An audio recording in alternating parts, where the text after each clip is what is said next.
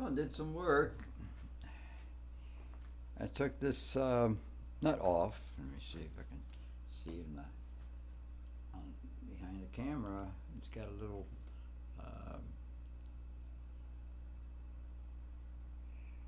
I took that ivory. Well, it's actually plastic, and I replaced it with. I'll show you in a second.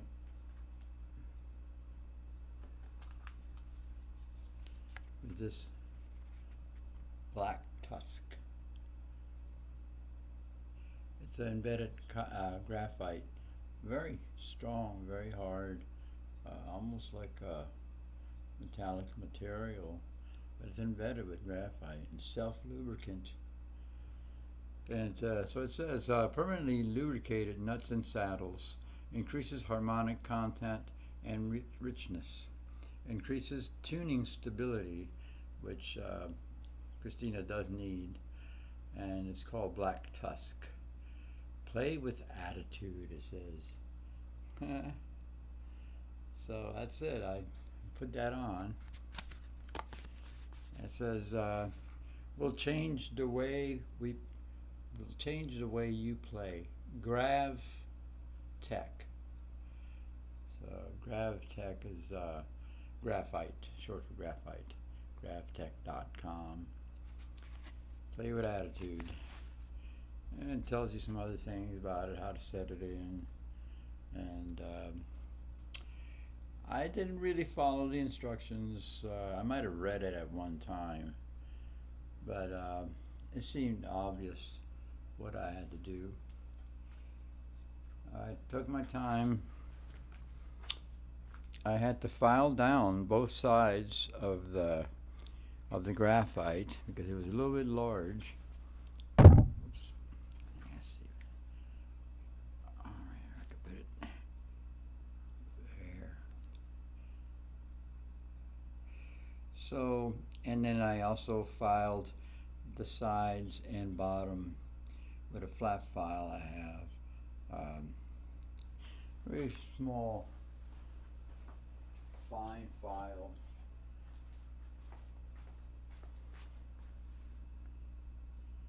That's what I use. And it's got teeth on the sides too, so it cuts into the. It basically removed any glue that was there, excessive wood and stuff, and it fit in. Then I gently hammered it in. I wish I would have had a little wooden mallet, but I used my stubby, trusty hammer. I'll show you what it looks like. It's stubby. It's short, but that's what the control that I need. I need control because I don't want to destroy what I'm trying to work on. So I think I did a pretty good job. And then I had to file the ends a little bit, not much. I still might touch that up a little bit more. I also, while I had the strings off, used F-tone, actually F1 oil. It's for fretboards and plain wood. And all maple necks are just wood. There's really nothing else there.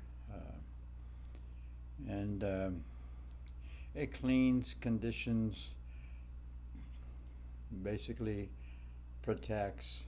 It's 100% natural oils, petroleum and wax free, so you don't have to worry about that. As far as the finish, I used Martin.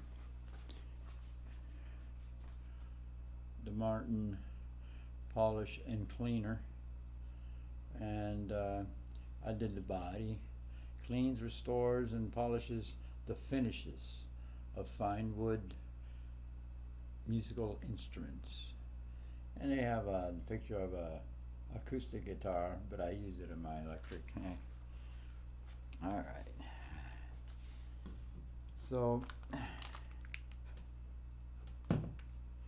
I'll be putting on some new strings, and they've made some improvements on the package, so they get it actually almost slows down to a halt the tendency for steel to rust or corrode, and it's in the packaging. That makes it so they'll sell every one they make, every one of the strings, and it's in every package. Now, once again, I had to steal from Melisa. So these are the ones that were on Cristina, right there, and I replaced them. Now they all work. All the screws work, and I'll be able to get the radius that I wanted, because I couldn't do it before. I kind of rusty there. I might put some oil on it to help lubricate it and get rid of some of that rust. Probably some of that WD-40, and bring it back down to bare metal. So that's the project. Also, I noticed once I put the nut in there, which is black.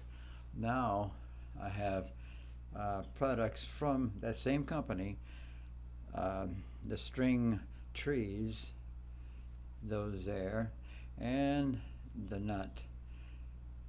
All three of those are the GravTech, and this white knob became very apparent that it doesn't belong on her, because the pickups are black. So now I got to hunt down a black knob, Stratocaster type, and put it on Cristina. That's what she wants, and she's right.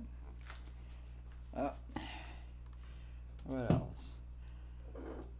Now, while we were talking about Melisa, these are some of the things that I had to do for Melisa. First, she suffered for a year, really couldn't do any work because these crappy $34 for two humbuckers like this, and 99 cents. They're ceramic, cheapest things around. Two of them for $34.99. Two of these humbuckers. You can imagine how cheap that material is. It's a brass back. It says B for bridge. So this was the lead pickup. And then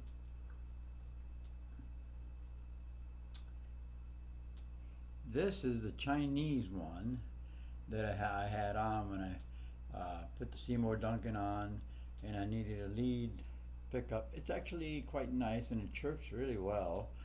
It's Chinese. It's not thick. It's not a thick lead sound. It's kind of Telecasterish, but warm, sweet. So I'm keeping this pickup because I make, I do projects and stuff, and somebody might need one of those. Basically, that was my situation today. Next thing is putting the strings on, setting the heights. Oh yeah, I do have a very strange way of setting my heights. I use this. Basically, I put it on the wood part, and it's about half the height of a fret. So for the high E, let me see, I gotta get behind the camera if they can't see. For the high E, I start here, and for each string I move it 1, 2, 3, 4, 5, 6. When I get to the 6th string, I end up measuring on this side, and it's consistent.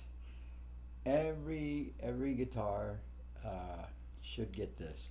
Now on the Les Paul types, it's so simple because you just do one side, then you go up six. One, one, two, three, four, five, six.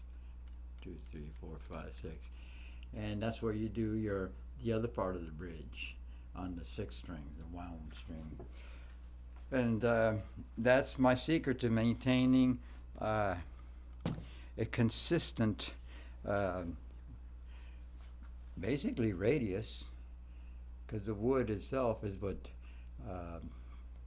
makes it so that the frets go on at that particular radius.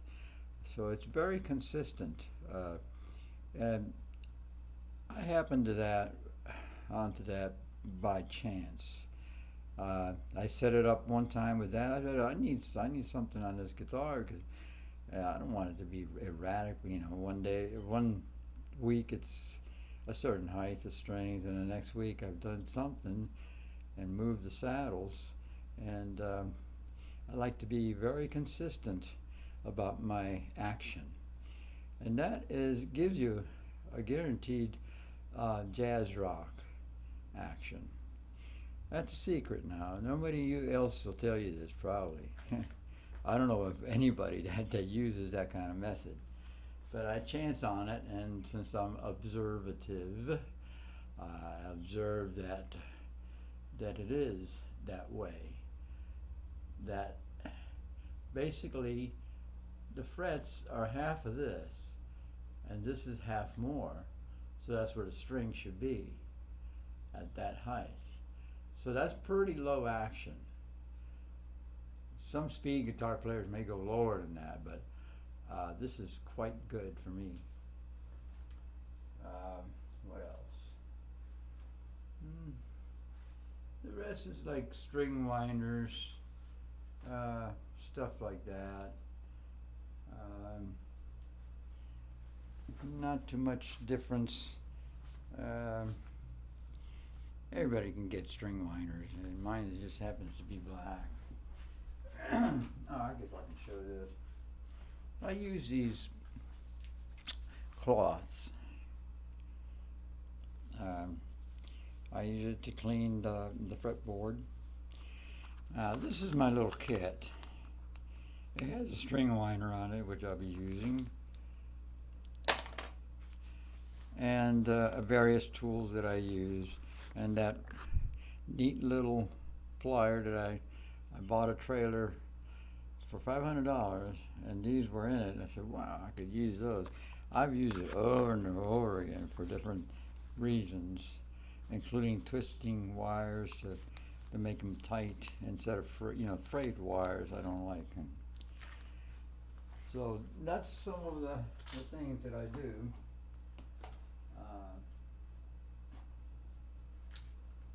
Of course, I got one of these, and that's just Allen wrench set. That silver one, or chrome, is the one that sets the saddles, saddle heights. As far as intonation, that I will do after I get the height, and then I'll test it with a tuner, make sure that the harmonic at the 12th fret is the same frequency, an octave higher than played on, when you don't press it, the open string. And that way your chord, when you go to do a chord down here, open string chord, or down here by the neck, and you go up to the 12th fret, it's going to sound exactly right, because none of the strings are out of tune. That's what I use that for. And I'll be back once I get the strings on and get the string heights, the saddle pieces, all the little screws, Allen wrench screws, all turn. There's one that sort of looks rusted, so I'll be treating that with just WD-40 and cleaning it up with some sort of little brush or something. I have some stuff like that too. You have to have all these tiny little things, little tools, when you're a luthier and you work on guitars. Um, I did move this claw.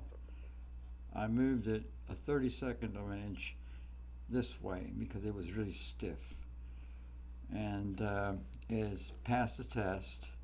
It actually is just as easy to use as Melisa. They're both they use Wilkinson type bridges, vibrato bridges.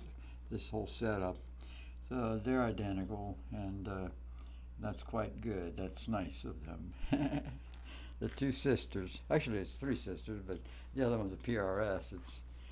She don't really count because she's a Paul Reed Smith product, and you know, he makes his stuff very consistent. Um, so I'm trying to do the same thing. I'm trying to make it consistent from guitar to guitar. Of course, Paul Reed Smith makes their guitars 25-inch scale, and where Melisa is 25 and a half, like a Fender Stratocaster, and Cristina is also 25 and a half, like a Fender Stratocaster. Ernie Ball uses that same scale length, and the neck is hard rock maple, dense.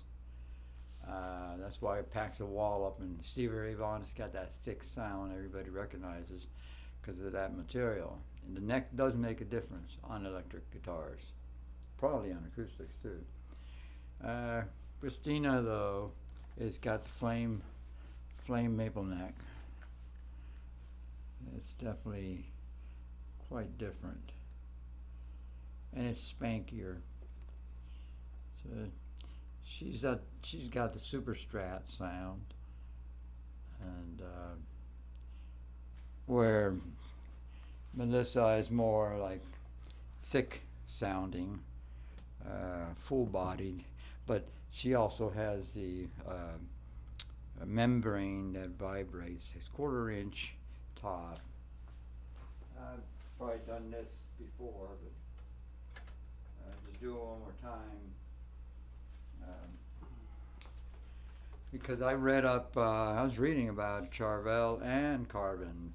Both were working on how to make a guitar sound big, full, robust. And they did it by resonating. And they're called chambered guitars.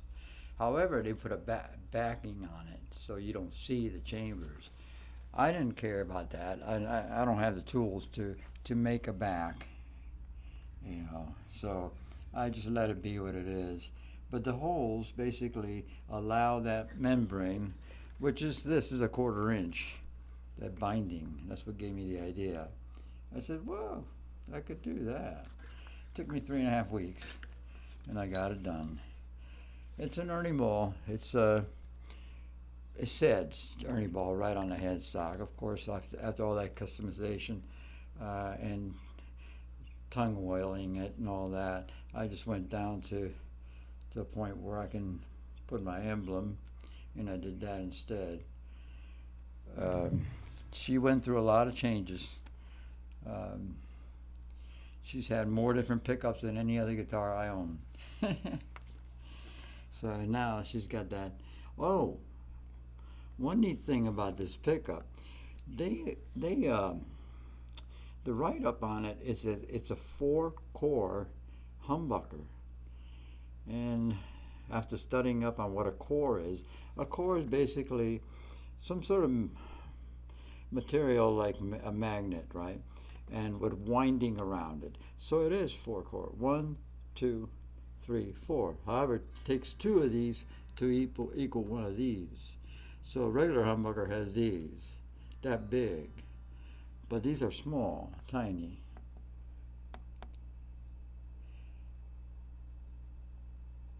So it does take 2 of them to equal the length of wire, and that's about it. And Melissa's very happy with her cream knob. You can see now. Of course, Jennifer had to give up her cream knob. She's got cream pickups.